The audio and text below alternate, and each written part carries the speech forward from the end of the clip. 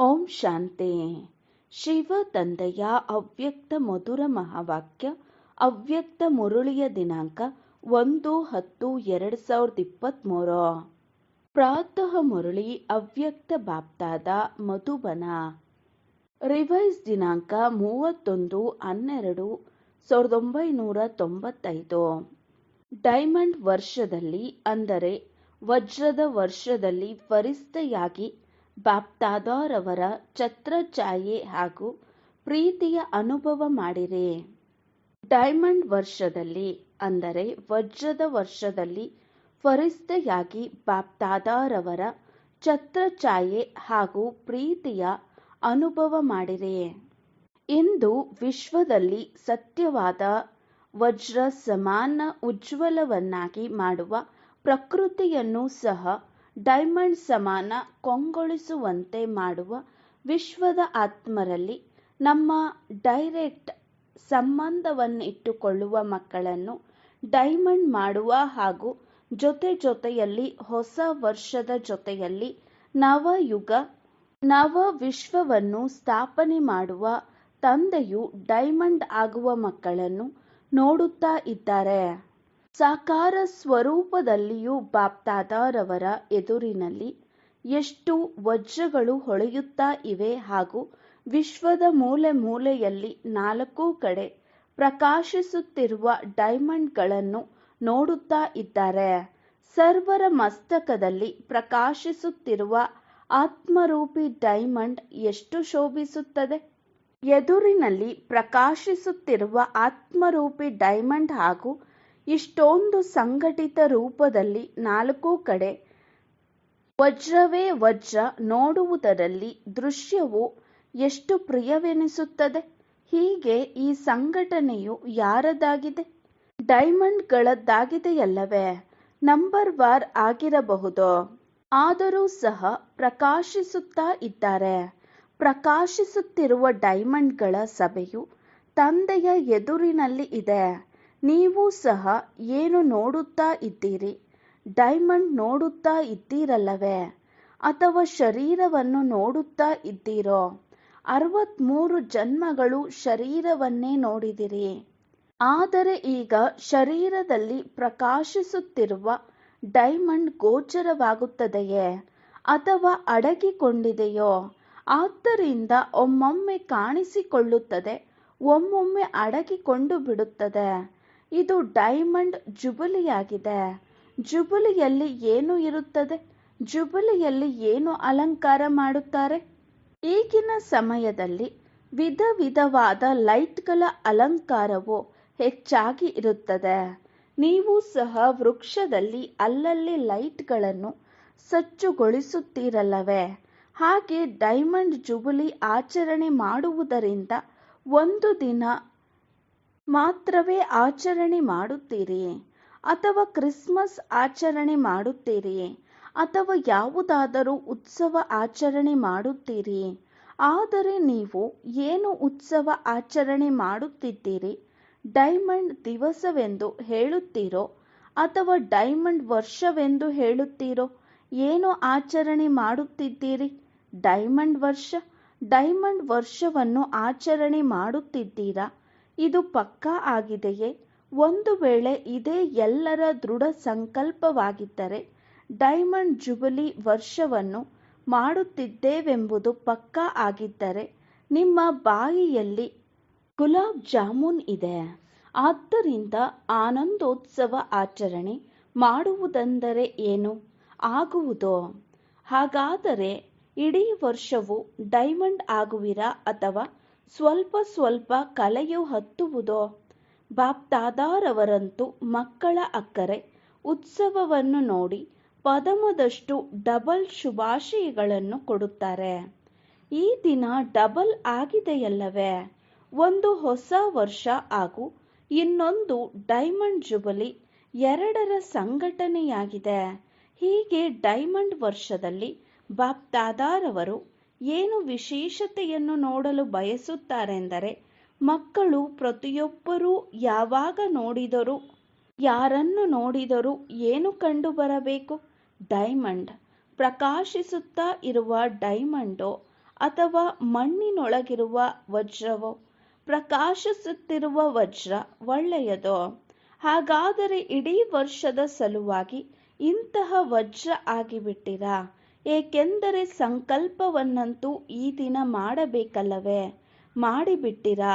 ಆಗುವುದು ಡೈಮಂಡ್ ಆಗುವೆನೋ, ಹಾಗೂ ನೋಡುವುದೂ ಸಹ ವಜ್ರ ಆಗುವೆನೋ? ಒಂದು ವೇಳೆ ಆ ಅನ್ಯ ಆತ್ಮರು ಕಪ್ಪು ಕಲ್ಲಿದ್ದಲಾಗಿದ್ದರು, ಪೂರ್ತಿ ತಮೋಗುಣವುಳ್ಳ ಆತ್ಮರಾಗಿದ್ದರು, ನೀವು ಏನು ನೋಡುವಿರಿ? ಕಲ್ಲಿದ್ದಲನ್ನು ನೋಡುವಿರೋ ಅಥವಾ ವಜ್ರವನ್ನು ನೋಡುವಿರೋ? ವಜ್ರವನ್ನು ನೋಡುವಿರಾ? ಒಳ್ಳೆಯದೋ? ನಿಮ್ಮ ದೃಷ್ಟಿಯು ಬೀಳುವುದರಿಂದ ಅವರ ತಮೋಗುಣವೋ, ಕಪ್ಪು ಸಹ ಕಡಿಮೆಯಾಗುತ್ತಾ ಹೋಗುವುದೋ? ಹೀಗೆ ಡೈಮಂಡ್ ಜುಬಿಲಿಯಲ್ಲಿ ಇದೇ ಸೇವೆ ಮಾಡಬೇಕಲ್ಲವೇ? ಅಮೃತ ವೇಳೆಯಿಂದ ರಾತ್ರಿಯವರೆಗೆ ಎಷ್ಟು ಆತ್ಮರ ಸಂಬಂಧ ಸಂಪರ್ಕದಲ್ಲಿ ಬಂದರೂ ವಜ್ರ ಆಗಿ ವಜ್ರವನ್ನು ನೋಡಿರಿ. ಇದನ್ನು ಪಕ್ಕಾ ಮಾಡಿಕೊಂಡಿದ್ದೀರಾ? ಅಥವಾ ವಜ್ರದ ಮಹೋತ್ಸವವನ್ನು ಆಚರಣೆ ಮಾಡುತ್ತೇವೆಂದು ಪ್ರತಿಯೊಂದು ಸ್ಥಳದಲ್ಲಿ ಕೇವಲ 2-3 ಸಮಾರಂಭ ಮಾಡಿಬಿಟ್ಟು ವಜ್ರದ ಮಹೋತ್ಸವ ಆಗಿ ಹೋಯಿತೆಂದು ಹೇಳುವಿರೋ? ಅದು ಸರಿಯಲ್ಲ. ಸಮಾರಂಭ ಮಾಡಿರಿ, ಆಮಂತ್ರಣ ನೀಡಿರಿ, ಎಚ್ಚರಗೊಳಿಸಿರಿ. ಇದನ್ನಂತೂ ಮಾಡಲೇಬೇಕು, ಹಾಗೂ ಮಾಡುತ್ತಲೂ ಇದ್ದೀರಿ. ಆದರೆ ಕೇವಲ ಸಮಾರಂಭ ಮಾಡುವುದಲ್ಲ, ಈ ವಜ್ರದ ಮಹೋತ್ಸವದಲ್ಲಿ ಪ್ರತಿದಿನದ ಸಮಾರಂಭ ವಜ್ರ ಆಗಿ ವಜ್ರವನ್ನು ನೋಡಿರಿ, ವಜ್ರವನ್ನಾಗಿ ಮಾಡಿರಿ. ಇದು ಪ್ರತಿನಿತ್ಯದ ಸಮಾರಂಭ ಆಗಿದೆ. ಆದ್ದರಿಂದ ಪ್ರತಿದಿನವೂ ಸಮಾರಂಭ ಮಾಡುವಿರೋ ಅಥವಾ 3-4 ದಿನ ಅಥವಾ 1 ವಾರ ಮಾಡುವಿರೋ? ಈ ವರ್ಷದಲ್ಲಿ ಬಾಪ್ದಾದಾರವರದು ವಿಶೇಷವಾಗಿ ಎಲ್ಲ ಮಕ್ಕಳ ಬಗ್ಗೆ ಏನು ಶುಭ ಆಸೆ ಇದೆಯೆಂದರೆ, ಅಥವಾ ಶ್ರೀಮತವೆಂದಾದರೂ ಕರೆಯಿರಿ, ವಜ್ರದ ಹೊರತು ಬೇರೆ ಏನೂ ಆಗಬೇಡಿರಿ. ಏನೇ ಆಗಿಬಿಟ್ಟರೂ ವಜ್ರದಲ್ಲಿ ದೋಷವನ್ನು ಅಥವಾ ಕಲೆಯನ್ನು ಹಚ್ಚಬೇಡಿರಿ. ಒಂದು ವೇಳೆ ಯಾವುದಾದರೂ ವಿಘ್ನವಶರಾಗಿ ಬಿಟ್ಟರೆ ಅಥವಾ ಸಂಸ್ಕಾರ ಸ್ವಭಾವದ ವಶರಾಗಿ ಬಿಟ್ಟರೆ ಕಲೆ ಅಥವಾ ದೋಷವು ಹತ್ತಿಬಿಡುತ್ತದೆ. ವಿಘ್ನಗಳಂತೂ ಬರುತ್ತದೆಯಲ್ಲವೇ? ವಿಘ್ನಗಳು ಬರಬೇಕಲ್ಲವೇ? ವಿಘ್ನಗಳು ಬರಬೇಕೋ ಅಥವಾ ಬೇಡವೋ? ವಿಘ್ನ ವಿನಾಶಕ ಎನ್ನುವ ಟೈಟಲ್ ಇರುವುದರಿಂದ ವಿಘ್ನಗಳು ಬಂದರೆ ತಾನೇ ಆಮೇಲೆ ವಿನಾಶ ಮಾಡುವುದು. ಒಂದು ವೇಳೆ ಯಾರಾದರೂ ವಿಜಯಶಾಲಿಯೆಂದು ಹೇಳಿಕೊಳ್ಳುವವರು ಶತ್ರುವೇ ಬರಬಾರದೆಂದು ಹೇಳಿದರೆ ಅವರು ವಿಜಯಶಾಲಿಯೆಂದು ಯಾರಾದರೂ ಒಪ್ಪಿಕೊಳ್ಳುತ್ತಾರೇನೋ? ಇಲ್ಲ. ಆದ್ದರಿಂದ ವಿಘ್ನಗಳಂತೂ ಬರುವವು. ಪ್ರಕೃತಿಯು ವಿಘ್ನವಾಗಲಿ ಅಥವಾ ಆತ್ಮರ ವಿಘ್ನವಾಗಲಿ ಅಥವಾ ಅನೇಕ ಪ್ರಕಾರದ ಪರಿಸ್ಥಿತಿಗಳ ವಿಘ್ನವಾಗಲಿ ಬಂದರೂ ನೀವು ವಜ್ರ ಎಂದರೆ ಎಂತಹ ಶಕ್ತಿಪೂರ್ಣರಾಗಿರೆಂದರೆ ಕಲೆ ಅಥವಾ ದೋಷದ ಪ್ರಭಾವ ಆಗಬಾರದೋ? ಇದು ಸಾಧ್ಯವಾಗುತ್ತದೆಯೇ? ಈ ವಜ್ರ ಮಹೋತ್ಸವ ವರ್ಷವು ಮಹಾನ್ ವರ್ಷವಾಗಿದೆ.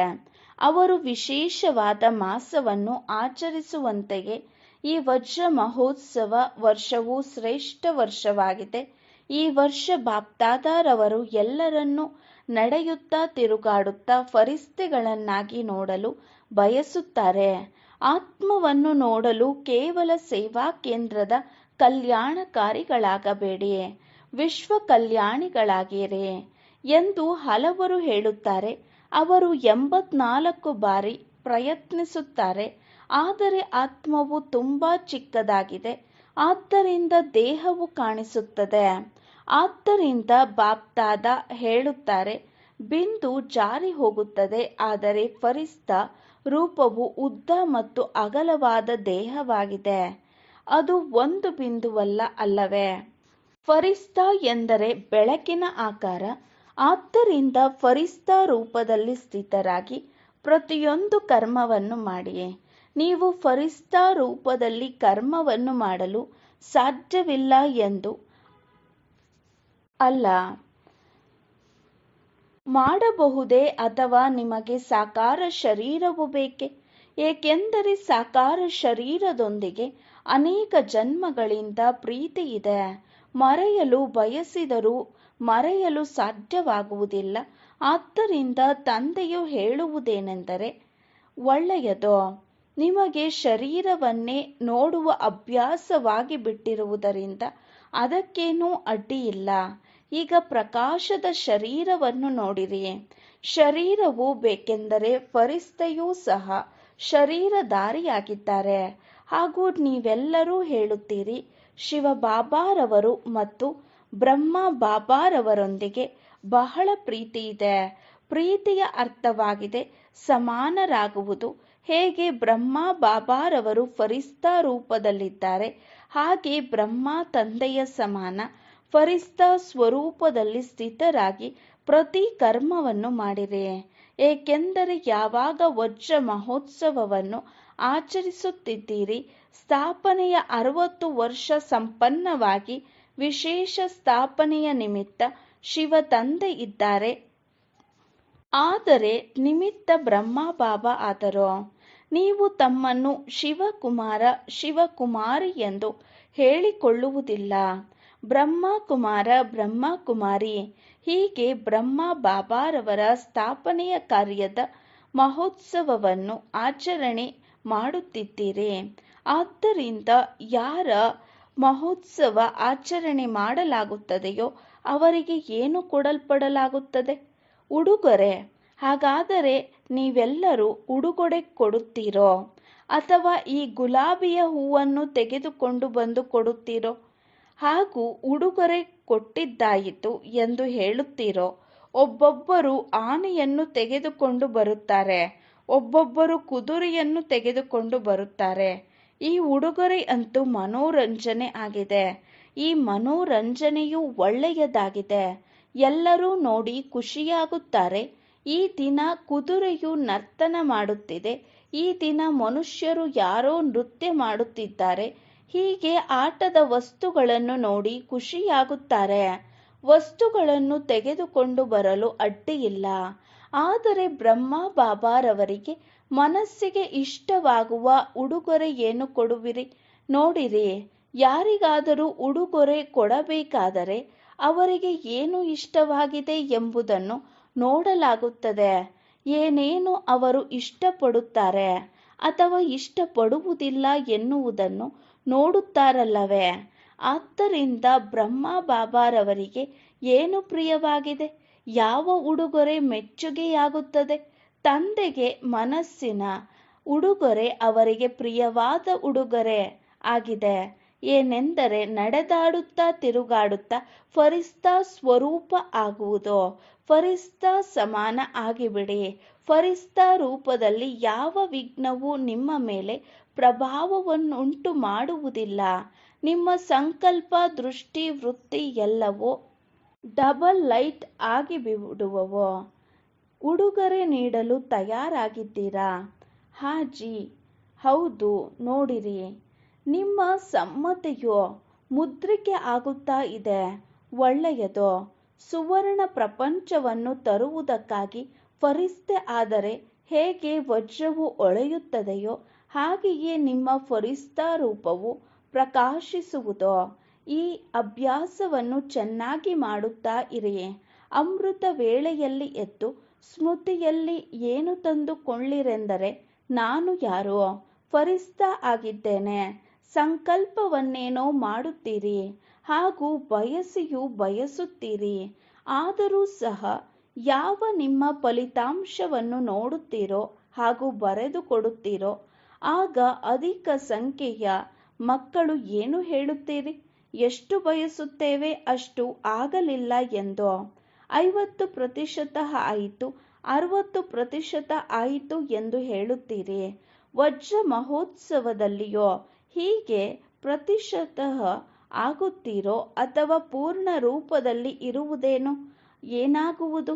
ಡಬಲ್ ವಿದೇಶಿಯರು ಹೇಳಿರಿ. ಪ್ರತಿಶತ ಅಂದರೆ ಪರ್ಸೆಂಟ್ ಇರುವುದೇನು? ಹೌದು ಅಥವಾ ಇಲ್ಲ ಎಂದು ಹೇಳಿರಿ. ಸ್ವಲ್ಪ ಸ್ವಲ್ಪ ರಿಯಾಯಿತಿ ಕೊಡೋಣವೇ?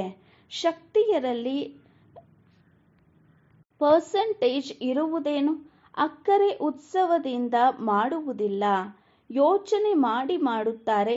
ಡಬಲ್ ವಿದೇಶಿಯರಾಗಲಿ ಭಾರತೀಯರಾಗಲಿ ಒಂದು ವೇಳೆ ಪರ್ಸೆಂಟೇಜ್ ಇಲ್ಲದೆ ಪೂರ್ಣ ಪಾಸ್ ಅಂದರೆ ಉತ್ತೀರ್ಣ ಆಗಿಬಿಟ್ಟರೆ ಬ್ರಹ್ಮ ಬಾಬಾರವರು ಏನು ಮಾಡುತ್ತಾರೆ ಗೊತ್ತಿದೆಯೇ?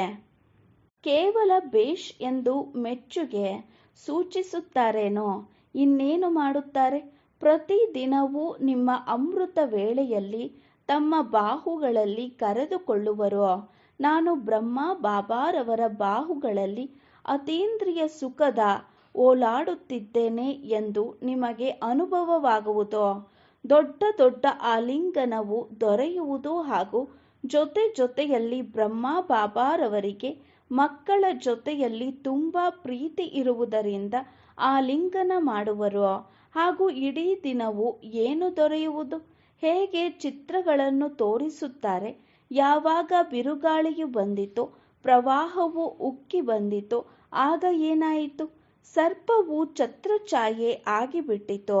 ಅವರಂತೂ ಶ್ರೀಕೃಷ್ಣನಿಗಾಗಿ ಸ್ಥೂಲ ಮಾತಾಗಿ ತೋರಿಸಿಬಿಟ್ಟಿದ್ದಾರೆ. ಆದರೆ ವಾಸ್ತವದಲ್ಲಿ ಇದು ಆತ್ಮಿಕ ಮಾತು. ಯಾರು ಫರಿಸ್ತೆಗಳಾಗುತ್ತಾರೋ ಅವರ ಎದುರಿನಲ್ಲಿ ಒಂದು ವೇಳೆ ಯಾವುದಾದರೂ ಪರಿಸ್ಥಿತಿಯು ಬಂದರೆ ಅಥವಾ ಯಾವುದಾದರೂ ವಿಘ್ನವು ಬಂದರೆ ತಂದೆಯು ಸ್ವಯಂ ನಿಮ್ಮ ಛತ್ರಛಾಯೆ ಆಗಿಬಿಡುತ್ತಾರೆ. ಇದನ್ನು ಮಾಡಿ ನೋಡಿರಿ. ಬಾಪ್ದಾದಾರವರು ಸುಮ್ಮನೆ ಹೇಳುವುದಿಲ್ಲ. ಒಳ್ಳೆಯದು. ಯಾವ ಮಕ್ಕಳ ವಜ್ರ ಮಹೋತ್ಸವ ಆಗಿದೆಯೋ ಅವರು ಕೈ ಎತ್ತಿರಿ. ಈಗ ವಜ್ರ ಮಹೋತ್ಸವದೊಂದಿಗೆ ಬಾಪ್ದಾದಾರವರು ಮಾತನಾಡುತ್ತಾರೆ. ನೀವು 14 ವರ್ಷದಲ್ಲಿ ಯೋಗ ತಪಸ್ಸು ಮಾಡಿದಿರಿ. ಆಗ ವಿಘ್ನಗಳು ಎಷ್ಟೊಂದು ಬಂದವು. ಆದರೆ ನಿಮಗೆ ಏನಾದರೂ ಆಯಿತೆ. ಆದ್ದರಿಂದ ಬಾಪ್ದಾದಾರವರು ಛತ್ರಛಾಯೆ ಆದರಲ್ಲವೇ? ಎಷ್ಟು ದೊಡ್ಡ ದೊಡ್ಡ ಘಟನೆಗಳು ಆದವು. ಇಡೀ ಪ್ರಪಂಚದ ಮುಖ್ಯಸ್ಥರು, ಮುಖಂಡರು, ಗುರುಜನರು ಎಲ್ಲರೂ ವಿರೋಧಿಗಳಾಗಿ ಬಿಟ್ಟರು. ಬ್ರಹ್ಮ ಕುಮಾರಿಯರು ಮಾತ್ರವೇ ಅಚಲವಾಗಿದ್ದೀರಿ. ಪ್ರತ್ಯಕ್ಷದಲ್ಲಿ ಬಿಕಾರಿ ಜೀವನವನ್ನು ನೋಡಿದಿರಿ. ತಪಸ್ಸಿನ ಸಮಯದಲ್ಲಿ ಭಿನ್ನ ಭಿನ್ನ ವಿಘ್ನಗಳನ್ನು ನೋಡಿದಿರಿ. ಬಂದೂಕು ಬಂದಿತು, ಕತ್ತಿಗಳು ಬಂದವು, ಎಲ್ಲವೂ ಬಂದವು. ಆದರೆ ಛತ್ರಛಾಯೆಯೂ ಇತ್ತಲ್ಲವೇ? ಏನಾದರೂ ನಷ್ಟವಾಯಿತೆ? ಯಾವಾಗ ಪಾಕಿಸ್ತಾನವು ಅಸ್ತಿತ್ವದಲ್ಲಿ ಬಂದಿತೋ ಆಗ ಏನಾಯಿತು? ಪ್ರಾಪಂಚಿಕ ಜನರು ಗಲಭೆ ಉಪದ್ರವಗಳಲ್ಲಿ ಹೆದರಿ ಎಲ್ಲವನ್ನೂ ತೊರೆದು ಓಡಿ ಹೋದರು. ಹಾಗೂ ನಿಮ್ಮ ಟೆನ್ನಿಸ್ ಕೋರ್ಟ್ ಸಾಮಾನಿನಲ್ಲಿ ತುಂಬಿ ಹೋಯಿತು. ತುಂಬಲ್ಪಟ್ಟಿತಲ್ಲವೇ? ಏಕೆಂದರೆ ಏನು ಉತ್ತಮವಾದ ವಸ್ತುವೆನಿಸುತ್ತಿತ್ತೋ ಅದನ್ನು ಹೇಗೆ ಬಿಡುವುದೆಂದು ಕೊಟ್ಟು ಹೋದರು. ಉತ್ತಮ ವಸ್ತುಗಳೊಂದಿಗೆ ಪ್ರೀತಿ ಇರುತ್ತದೆಯಲ್ಲವೇ? ಯಾವ ಸಿಂಧಿ ಜನರು ಆ ಸಮಯದಲ್ಲಿ ವಿರೋಧಿಯಾಗಿದ್ದರೋ ಅವರು ನಿಂದನೆಯನ್ನು ಮಾಡುತ್ತಿದ್ದರು ಹಾಗೂ ಸಾಮಾನನ್ನು ಕೊಟ್ಟರು. ಏನು ಉತ್ಕೃಷ್ಟವಾದ ವಸ್ತುಗಳಿದ್ದವೋ ಅವುಗಳನ್ನು ಕೈ ಜೋಡಿಸಿ ನೀವೇ ಉಪಯೋಗಿಸಿರೆಂದು ಹೇಳಿ ಕೊಟ್ಟು ಹೋದರು. ಪ್ರಪಂಚದ ಜನರಿಗೆ ಉಪದ್ರವವಿತ್ತು ಹಾಗೂ ಬ್ರಹ್ಮ ಕುಮಾರಿಯರಿಗೆ 5 ರೂಪಾಯಿಗೆ ಎತ್ತಿನ ಬಂಡಿ ತುಂಬ ತರಕಾರಿ ಇತ್ತು. 5 ರೂಪಾಯಿಯಲ್ಲಿ ತರಕಾರಿಯು ದೊರೆಯಿತು. ನೀವು ಎಷ್ಟು ಮೋಜಿನಿಂದ ತರಕಾರಿಯನ್ನು ತಿನ್ನುತ್ತಿದ್ದಿರಿ. ಪ್ರಪಂಚದ ಜನರು ಭಯ ಪಡುತ್ತಿದ್ದರು ಹಾಗೂ ನೀವು ನರ್ತನ ಮಾಡುತ್ತಾ ಇದ್ದೀರಿ. ಹೀಗೆ ಪ್ರತ್ಯಕ್ಷ ಜೀವನದಲ್ಲಿ ಬ್ರಹ್ಮ ಬಾಬಾ, ಶಿವ ಬಾಬಾ ಇಬ್ಬರೂ ಛತ್ರಛಾಯೆಯಾಗಿ ಎಷ್ಟು ಸುರಕ್ಷಿತವಾಗಿ ಸ್ಥಾಪನೆಯ ಕಾರ್ಯವನ್ನು ಮಾಡಿದರೋ. ಹೀಗೆ ಇವರಿಗೆ ಅನುಭವವಿರುವುದರಿಂದ ನೀವು ಅನುಭವ ಮಾಡಲು ಸಾಧ್ಯವಿಲ್ಲವೇ? ಮೊದಲು ತಾವು ಏನು ಬೇಕೋ ಎಷ್ಟು ಬೇಕೋ ಅಷ್ಟು ಈ ಡೈಮಂಡ್ ವರ್ಷವನ್ನು ಛತ್ರಛಾಯೆಯ ಹಾಗೂ ಬ್ರಹ್ಮ ಬಾಬಾರವರ ಪ್ರೀತಿಯ ವಾಸ್ತವಿಕ ಅನುಭವವನ್ನು ನೀವು ಮಾಡಬಹುದು. ಇದು ಈ ವರ್ಷಕ್ಕೆ ವರದಾನ ಅರ್ಥಾತ್ ಸಹಜವಾದ ಪ್ರಾಪ್ತಿಯಾಗಿದೆ. ಅಧಿಕ ಪುರುಷಾರ್ಥ ಮಾಡುವ ಅವಶ್ಯಕತೆ ಉಂಟಾಗುವುದಿಲ್ಲ. ಪುರುಷಾರ್ಥದಿಂದ ದಣಿದು ಹೋಗುತ್ತೀರಲ್ಲವೇ? ಯಾವ ಸಮಯದಲ್ಲಿ ಯಾರಾದರೂ ಪುರುಷಾರ್ಥ ಮಾಡಿ ದಣಿದು ಹೋಗುತ್ತಾರೋ ಆಗ ಬಾಪ್ದಾದಾರವರು ಅವರ ಚಹರೆಯನ್ನು ನೋಡುತ್ತಾರೆ. ಆಗ ತುಂಬಾ ದಯೆಯು ಬರುತ್ತದೆ. ಆದ್ದರಿಂದ ಈಗ ಏನು ಮಾಡುವಿರಿ? ಏನಾಗುವಿರಿ? ಫರಿಸ್ತಾ ರೂಪದಲ್ಲಿ ನಡೆದಾಡಿರಿ, ತಿರುಗಾಡಿರಿ. ಇದೇ ಡೈಮಂಡ್ ಆಗುವುದಾಗಿದೆ. ಏಕೆಂದರೆ ಯಾವುದು ತುಂಬಾ ಬೆಲೆ ಬಾಳುವ ಅಮೂಲ್ಯ ವಜ್ರವಿರುತ್ತದೆಯೋ ಅದರ ಚಿಹ್ನೆ ಅಥವಾ ಕುರುಹು ಏನಿರುತ್ತದೆ? ಪ್ರಕಾಶದ ಮುಂದೆ ಇಟ್ಟರೆ ಹೊಳೆಯುತ್ತದೆ. ಹಾಗೂ ಯಾವಾಗ ಪ್ರಕಾಶಿಸುತ್ತದೆಯೋ ಆಗ ಅದರಿಂದ ಕಿರಣಗಳು ಹೊರ ಹೊಮ್ಮುತ್ತವೆ. ಬಣ್ಣ ಬಣ್ಣದ ಕಿರಣಗಳು ಹೊರಬರುತ್ತವೆ. ಭಿನ್ನ ಭಿನ್ನ ವರ್ಣಗಳು ಕಾಣಿಸುತ್ತವೆ. ಯಾವಾಗ ನೀವು ಸತ್ಯ ವಜ್ರವಾಗುವಿರೋ, ಫರಿಸ್ತೆಯಾಗುವಿರಿ ಅಂದಾಗ ನಿಮ್ಮ ಫರಿಸ್ತಾ ಸ್ವರೂಪದಿಂದ ಈ ಅಷ್ಟಶಕ್ತಿಗಳು ಕಾಣಿಸುವವು. ಹೇಗೆ ಆ ಬಣ್ಣ ಕಿರಣಗಳು ರೂಪದಲ್ಲಿ ಕಾಣಿಸುವವೋ ಹಾಗೆಯೇ ನೀವು ವಜ್ರ ಅರ್ಥಾತ್ ಫರಿಸ್ತಾ ರೂಪವಾದರೆ ನಡೆಯುತ್ತಾ ತಿರುಗಾಡುತ್ತಾ ನಿಮ್ಮ ಮೂಲಕ ಅಷ್ಟಶಕ್ತಿಗಳ ಕಿರಣಗಳ ಅನುಭೂತಿ ಆಗುವುದು. ಒಬ್ಬೊಬ್ಬರಿಗೆ ನಿಮ್ಮಿಂದ ಸಹನಾ ಶಕ್ತಿಯ ಭಾವನೆಯು ಬರುತ್ತದೆ. ಒಬ್ಬೊಬ್ಬರಿಗೆ ನಿಮ್ಮಿಂದ ನಿರ್ಣಯ ಶಕ್ತಿಯ ಭಾವನೆಯು ಬರುತ್ತದೆ. ಒಬ್ಬೊಬ್ಬರಿಂದಲೂ ಯಾವುದಾದರೂ ಶಕ್ತಿಯ ಭಾವನೆಯು ಬರುವುದು. ನೀವು ಎಷ್ಟು ಜಾಸ್ತಿ ಅಭ್ಯಾಸ ಮಾಡುತ್ತೀರೋ ಅಷ್ಟು ನಿಮ್ಮ ಮೂಲಕ ಅನ್ಯರಿಗೆ ಅನುಭವವಾಗುವುದು. ನಾಳೆಯಿಂದ ಹೊಸ ವರ್ಷವು ಪ್ರಾರಂಭವಾಗುವುದು ಹಾಗೂ ಡೈಮಂಡ್ ಜುಬಿಲಿಯು ಪ್ರಾರಂಭವಾಗುವುದರಿಂದ ನಾಳೆಯಿಂದ ಅರ್ಥಾತ್ ಮೊದಲನೆಯ ಮಾಸ ಜನವರಿಯಿಂದ ನೀವು ಫರಿಸ್ತಾ ರೂಪದಲ್ಲಿರುವುದನ್ನು ಅಭ್ಯಾಸ ಮಾಡಿರಿ. ಹಾಗೂ ಎರಡನೆಯ ಮಾಸದಲ್ಲಿ ನಿಮ್ಮ ಅಭ್ಯಾಸವು ಇನ್ನೂ ಅಧಿಕವಾಗುವುದು. ಮೂರನೆಯ ಮಾಸದಲ್ಲಿ ಹಾಗೂ ಎಷ್ಟೆಷ್ಟು ಅಧಿಕವಾಗುತ್ತಾ ಹೋಗುತ್ತದೆಯೋ ಅಷ್ಟಷ್ಟು ನಿಮ್ಮ ಮೂಲಕ ಅನ್ಯರಿಗೆ ಅನುಭವವಾಗುವುದು. ತಿಳಿಯಿತೆ, ಇದು ಬ್ರಹ್ಮ ಬಾಬಾ ತಂದೆಯ ಉಡುಗೊರೆ ಆಗಿದೆ. ಎಲ್ಲರೂ ಕೊಡುವಿರಲ್ಲವೇ? ಅಥವಾ ಯಾರೋ ಒಬ್ಬೊಬ್ಬರು ಕೊಡುವಿರೋ? ಒಳ್ಳೆಯದು. ಮಧುಬನದವರೂ ಸಹ ಉಡುಗೊರೆ ಕೊಡುವಿರಲ್ಲವೇ? ಮಧುಬನದವರಂತೂ ಆಗಲಿ ಬಾಬಾ ಎಂದು ಹೇಳುವುದರಲ್ಲಿ ಬುದ್ಧಿವಂತರಾಗಿದ್ದಾರೆ. ಜ್ಞಾನ ಸರೋವರದಲ್ಲಿಯೂ ಮುರುಳಿಯನ್ನು ಕೇಳುತ್ತಾ ಇದ್ದಾರೆ. ಜ್ಞಾನ ಸರೋವರದವರು ಫರಿಸ್ತಾ ಆಗಿಬಿಡುವರು. ಹಾಗೂ ಮೇಲೆ ಕುಳಿತುಕೊಂಡು ಅನುವಾದ ಮಾಡುತ್ತಿದ್ದಾರೋ, ಮೈಕ್ನವರೋ, ಧ್ವನಿವರ್ಧಕದ ವ್ಯವಸ್ಥೆ ಮಾಡುವವರೋ, ಲೈಟ್ ವ್ಯವಸ್ಥೆ ಮಾಡುವವರೋ ಎಲ್ಲರೂ ಫರಿಸ್ತಾ ಆಗಬೇಕು. ಕಷ್ಟವೆನಿಸುವುದಿಲ್ಲವೇ? 63 ಜನ್ಮಗಳಿಂದ ಈ ಶರೀರದೊಂದಿಗೆ ಪ್ರೀತಿ ಇದೆ. ಆದ್ದರಿಂದ ಕಷ್ಟವಾಗುವುದಿಲ್ಲವೇ? ಯಾರು ದೃಢ ನಿಶ್ಚಯವನ್ನಿಟ್ಟುಕೊಳ್ಳುತ್ತಾರೋ ಅವರ ನಿಶ್ಚಯದ ಫಲವಾದ ವಿಜಯವು ಎಂದೂ ಕೈತಪ್ಪಿ ಹೋಗುವುದು ಸಾಧ್ಯವಿಲ್ಲ. ಪಂಚತತ್ವಗಳು ಅಥವಾ ಆತ್ಮರು ಎಷ್ಟೇ ಅಡ್ಡಿ ಮಾಡಿದರೂ ಅವರು ಅಡ್ಡಿ ಮಾಡುವರು. ಹಾಗೂ ನೀವು ಅಡಗಿಸಿಕೊಳ್ಳುವ ಶಕ್ತಿಯಿಂದ ಆ ವಿರೋಧವನ್ನು ಅಡಗಿಸಿ ಬಿಡುವಿರಿ. ಏಕೆಂದರೆ ದೃಢ ನಿಶ್ಚಯವಿದೆ. ಈ ಸ್ಥಾಪನೆಯ 60 ವರ್ಷಗಳು ಏನು ನಡೆದವೋ ಇದರಲ್ಲಿಯೂ ಸಹ ಕಮಾಲ್ ಆಯಿತು. ಆದಿಯಿಂದ ಬ್ರಹ್ಮ ಬಾಬಾ ಹಾಗೂ ಅನನ್ಯ ಮಕ್ಕಳದು ಇದ್ದಿತು. ಎಂದೂ ನಿಶ್ಚಯದಲ್ಲಿ ಗಡಿಬಿಡಿಯಾಗಲಿಲ್ಲ. ವಿಜಯವೂ ಆಗಿಬಿಟ್ಟಿದೆ ಎನ್ನುವುದು ಸಹ ಬ್ರಹ್ಮ ಬಾಬಾರವರ ನುಡಿಯಾಗಿತ್ತು. ಹೀಗೆ ಈ ದಿನ ವಿಶೇಷವಾಗಿ ಬ್ರಹ್ಮ ಬಾಬಾರವರು ಮಕ್ಕಳೆಲ್ಲರಿಗೂ ವಿಶೇಷ ಶುಭಾಶಯಗಳನ್ನು ಹಾಗೂ ತುಂಬಾ ಪ್ರೀತಿಯನ್ನು ಕೊಟ್ಟರು.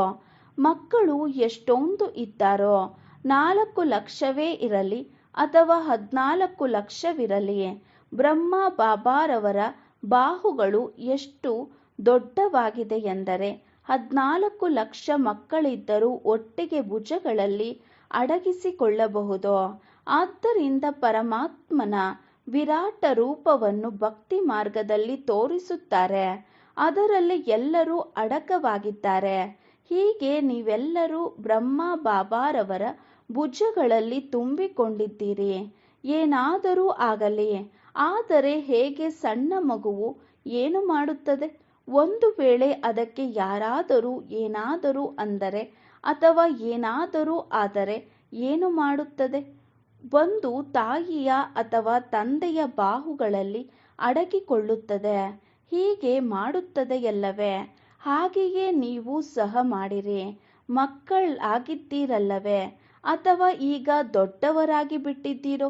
100 ವರ್ಷ ವಯಸ್ಸಿನವರೂ ಸಹ ತಂದೆಯ ಮುಂದೆಯಂತೂ ಮಗುವೇ ಆಗಿದ್ದಾರೆ. ಆದ್ದರಿಂದ ನಿಮಗೂ ಸಹ ಏನೇ ಆದರೂ ಬ್ರಹ್ಮ ಬಾಬಾರವರ ಮಡಿಲಿನಲ್ಲಿ ಅಡಗಿಕೊಂಡು ಬಿಡಿ. ಎಷ್ಟೇ ಇದಂತೂ ಸಹಜ ಆಗಿದೆಯಲ್ಲವೇ? ಒಳ್ಳೆಯದು.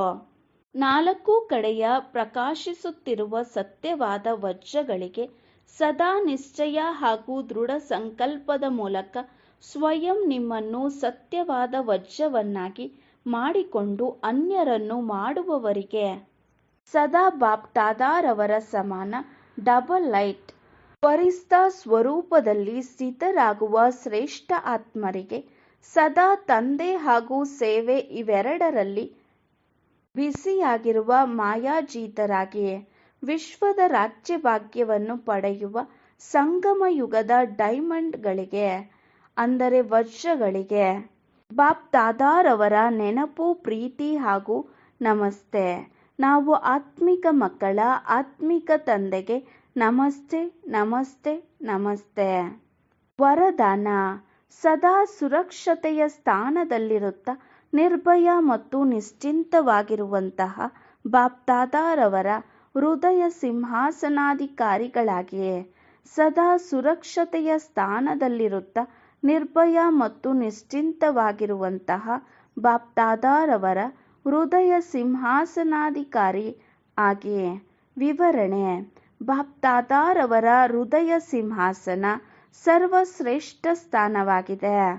ಯಾರು ಸದಾ ತಂದೆಯ ಹೃದಯ ಸಿಂಹಾಸನಾಧಿಕಾರಿಯಾಗುತ್ತಾರೋ ಅವರು ಸುರಕ್ಷಿತರಾಗಿರುತ್ತಾರೆ.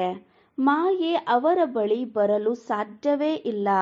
ಇಂತಹ ಹೃದಯ ಸಿಂಹಾಸನಧಾರಿ ಆತ್ಮ ನಿರ್ಭಯರಾಗಿರುತ್ತಾರೆ, ನಿಶ್ಚಿಂತರಾಗಿರುತ್ತಾರೆ. ಈ ನಿಶ್ಚಿಂತತೆ ಅಟಲವಾಗಿದೆ. ಆದ್ದರಿಂದ ಹೃದಯ ಸಿಂಹಾಸನದ ಮೇಲೆ ಕುಳಿತುಬಿಡಿ. ಇದೇ ನಶೆಯಲ್ಲಿರಿ. ಈಗ ನಾನು ಬಾಪ್ದಾದಾರವರ ಹೃದಯ ಸಿಂಹಾಸನಾಧಿಕಾರಿ ಆಗಿದ್ದೇನೆ ಮತ್ತು ಅನೇಕ ಜನ್ಮ ರಾಜ ಸಿಂಹಾಸನಾಧಿಕಾರಿ ಆಗುವೆನು. ಈ ಆತ್ಮೀಯ ನಶೆಯಲ್ಲಿರುವುದರಿಂದ ದುಃಖದ ಅಲೆ ಬರಲು ಸಾಧ್ಯವಿಲ್ಲ. ಸ್ಲೋಗನ್: ಬುದ್ಧಿಯಲ್ಲಿ ಯಾವುದೇ ಪ್ರಕಾರದ